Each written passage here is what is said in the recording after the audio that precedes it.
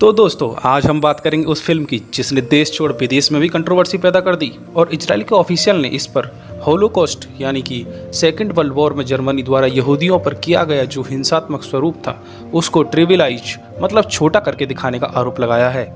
Basically बवाल film की कहानी अजय दीक्षित, जिसे शहर के सब लोग अज्जू भैया के नाम से जानते हैं, जो है तो लखनऊ के स्कूल में हिस्ट्री टीचर, लेकिन उसने अपनी इमेज से बहुत प्यार है और इसीलिए उसने शहर में अपना भोकाल टाइट कर रखा है।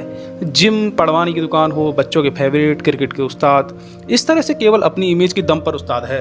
अज्जू भैया को हम नार्सिसिस्ट कहकर बुला सकते हैं क्योंकि उसे अपने आप से ही केवल प्यार है। वैसे अज्जू भैया इस बात से बेहद परेशान है कि उसकी ज़िंदगी झूठ से भरी हुई है, लेकिन फिर भी उसकी फिलॉसफी है fake it till you make it.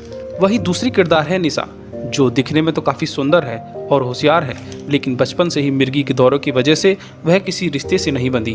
Ajju को अपनी इमेज के हिसाब से निशा जम जाती है और वे दोनों शादी कर लेते हैं, लेकिन विदाई के टाइम पर ही निशा को दौरे पड़ जाते हैं, जिससे पहली ही रात अज्जू और निशा के बीच की दूरी पड़ जाती है, क्योंकि अज्जू को लगता है कि यदि लोगों को पता चला तो उसकी समाज में इमेज गिर जाएगी। मियाँ बीबी की इस दूरी की वजह से अज्जू के मम्मी पापा बहुत परेशान रहते हैं, जिससे अक्सर अज्जू का तो मूड खराब रहता ही है, निशा की भी जिंदगी उसने जहन्नुम बना रखी है। इसी मूड में स्कूल में एक बच्चे को सवाल पूछने पर वह थप्पड़ मार देता है, जो कि एक विधायक का लड़का है। अब अज्जू की नौकरी और शहर में बनी इमेज दोनों पर बट्टा लग जाता है। तब अज्जू अपनी इमेज को ठीक करने के लिए बहुत तिगड़म भिड़ाता है और उसे लास्ट में एक आइडिया आता है। वह बच्चों से कहता है कि बच्चों, तुम्हारा सेकेंड वर्ल्ड वॉर का अभी पूरा चैप्टर बाकी है, जो कि एग्जाम में आने वाला है। इसलिए वह उन बच्चों को सेकेंड वर्ल्ड वॉर की कहानी विदेश में जाकर ऐतिहासिक जगहों पर जाकर समझे, जहां द्वितीय विश्व युद्ध की आपदा दर्ज है। इसके लिए पैसों की ज़रूरत होती है और वह हनीमून का बहाना बनाकर अपने पापा से पैसे निकलवा लेता है। तब निशा और अज्जू पेरिस के लिए निकलते हैं, जहां प्लेन में एक गुजराती परिवार से उसका बैग एक्सचेंज हो जाता है। पेरिस पहुंचने पर निशा को छोड़ अज्जू अपनी मर्जी से म्यूजियम ऑफ वार्स जाता है, जहां की टिकट देखकर ही वो घबरा जाता है। अज्जू की अंग्रेजी भी कमज़ोर है, जिससे अगले दिन से वो निशा के साथ चलने के लिए बना लेता है। अगले दिन से प्यारे से बैकग्राउंड म्यूजिक के साथ शुरू होती है सेकेंड वर्ल्ड वॉर पढ़ाने की कहानी। तब एफिल टावर पर चढ़कर दोनों पेरिस के दृश्य को देखते हैं। तब निशा उसे बताती है कि यूरोप के हर कोने में वर्ल्ड वॉर 2 की कहानी छिपी हुई है।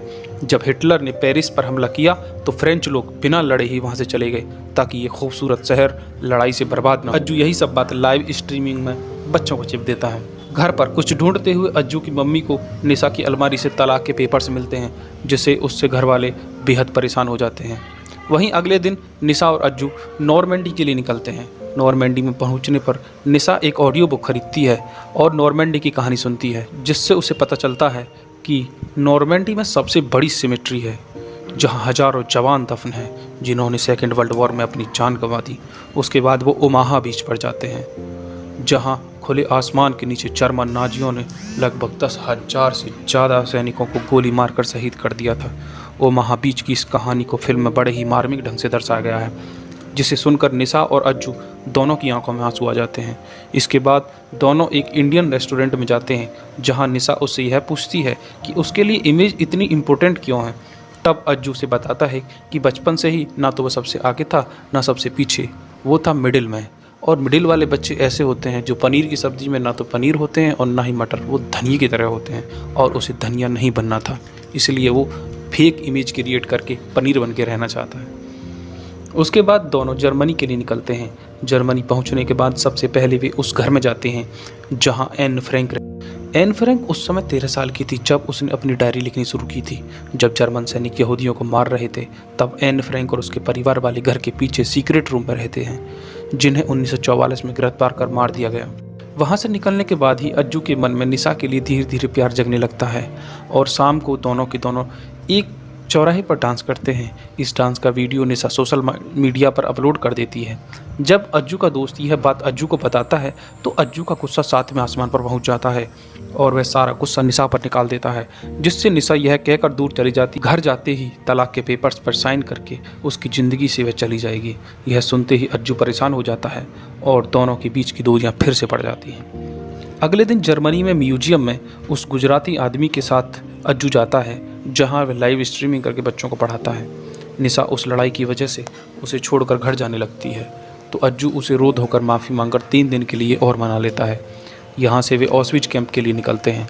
ऑस्विच वो जगह है जहाँ हिटलर और नाजियों के द्वारा राक्षसी कृत्य किया गया था। यह जगह यहूदियों के होलोकास्ट की साक्षी है। यहाँ गैस चैम्बर है जहाँ हजारों यहूदियों को बंद करके एक साथ सबसे क्रूरतम और जघन्य अपराधों की जगह। इस जगह पर घूमकर दोनों काफ़ी परेशान हो जाते हैं। अगले दिन दोनों ऑस्विच के गैस चैम्बर में जाते हैं जहाँ की हवा से ही वे उस त्रासदी को महसूस करते हैं। इससे निशा काफ़ी पैनिक हो जाती है और उसे दौरा पड़ जाता है। यहाँ अज्जू उससे दूर न भागकर उसका सिर गोद में रखता है और फिर से दोनों के बीच प्यार गुदगुदाने लगता है। इसके बाद ट्रिप खत्म हो जाती है और दोनों भारत खुशी खुशी वापस आते हैं। घर पर तो सब ठीक हो जाता है, लेकिन विधायक का ट्रायल अभी बाकी था। स्कूल में विधायक प्रिंसिपल के साथ मीटिंग में अज्जू भैया कन्फेस करता है और अपनी फेक ज़िंदगी को बड़ी गलती मानकर माफ़ी मांगता है और अपना रेजिग्नेशन विधायक के हाथ में दे देता है। तब विधायक यह कहते हुए उसका रेजिग्नेशन फाड़ देता कि जब वह बच्चों को वर्ल्ड वॉर 2 के बारे में पढ़ा रहा था, उसी बीच उसने बच्चों का सरप्राइज टेस्ट लिया था और बच्चों ने काफ़ी अच्छा रिजल्ट दिया, इसलिए अब वह स्कूल में पढ़ा सकता है।